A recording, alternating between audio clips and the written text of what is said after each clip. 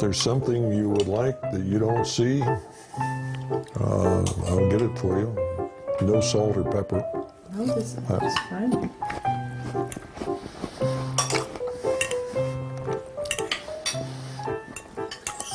What was your favorite meat product when you worked? Hamburger. Hamburger?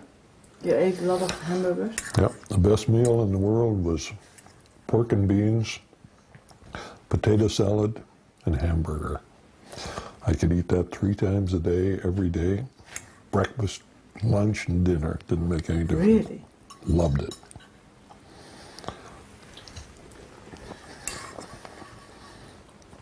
Turned out okay.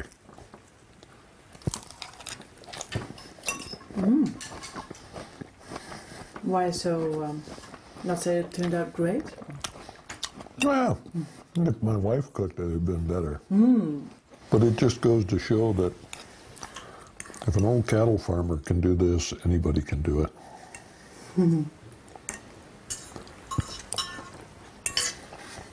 It's just a matter of time.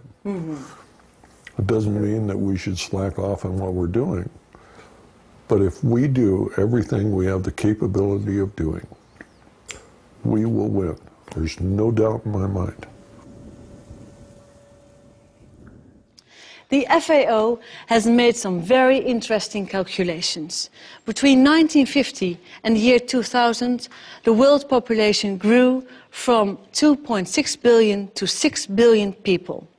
Yet meat production increased 5-fold, from 45 to 233 billion kilos of meat each year.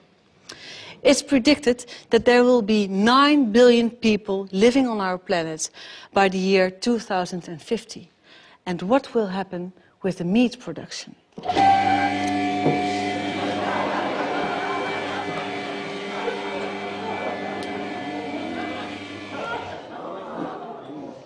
The meat production will double to 450 billion kilos of meat by the year 2050. And of course, the greenhouse gas emissions will double too. And I'm talking about kilos of meat every time, but of course we are talking about living and breathing animals. In a lifetime, the average European will eat 7 sheep, 24 rabbits, 43 turkeys, 789 fish, a third of a horse, 5 cows, 42 pigs and 900 chickens. So the average European devours 1,800 animals in a lifetime. If every person on our planet were to do the same, we would need 142 billion animals every year. In truth, the agricultural sector worldwide has gone off the rails. The cycle has become completely disrupted because we have started to produce meat as cheaply and intensively as possible. Forests in South America are disappearing because Europe demands huge amounts of animal feed. The gigantic factory farming industry in the United States, the huge level of meat consumption in the Western world, all at the expense of the climate, biodiversity, drinking water and food for the very poorest people on Earth. If we don't change our eating habits, we will be consuming 450 billion kilos of meat by 2050. What does that mean for our planet? Dr. Steinfeld, what does that mean for our planet? What's your scenario? Well, there is a pessimistic scenario, and that is that nothing is done about it, and we continue to produce animals in the way we do right now. And in that case, the environmental impact is going to deteriorate beyond measure. And there is a need to urgently address this issue and to deal with waste, to deal with greenhouse gas emissions, to deal with biodiversity losses. And measures are available, technology options are available. What is lacking is the political willingness to act on these and to steer the livestock sector into a more sustainable way. But suppose we eat no meat for, let's say, 1 day a week. Will that have any positive impact on the environment? What do you think? Well, the impact of livestock production is probably disproportionately high compared to other sectors. So reducing consumption is likely to have a positive impact on the environment. What do you expect? Are we going to eat less meat in the future? I think that the human health concerns and the welfare, animal welfare concerns and the environmental concerns will be increasingly appreciated by a growing number in the public, and that will lead to a slow decline in, at least that's my personal prediction, to a slow decline in the consumption of meat in particular. Okay, thank you.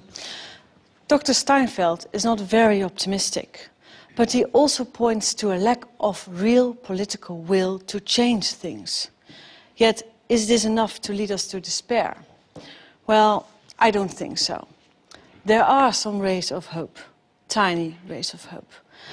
I think that is just because people simply don't know.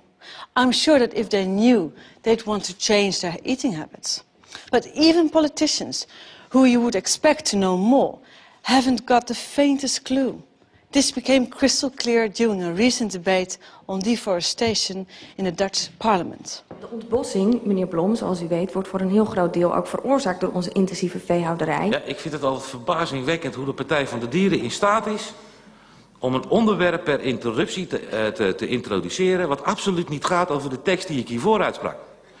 U moet mij niet kwalijk nemen dat ik geen idee heb wat de relatie is tussen intensieve veehouderij en de relatie tot ontbossing. Ik weet niet waar. Het spijt me, maar dan moet ik u helaas het antwoord op schuldig blijven. Nee, dat zie ik me waarschijnlijk niet, maar ik weet het gewoon niet. But in fact, it's all so simple. Less meat, fewer animals, reduced greenhouse gas emissions, reduced water use and less deforestation. Johan Rank has directed music videos for Madonna, Beyoncé and Robbie Williams. And when he heard about the environmental problems caused by livestock farming, he thought, shit, man. And made a very simple yet very effective short film that I don't want to keep from you.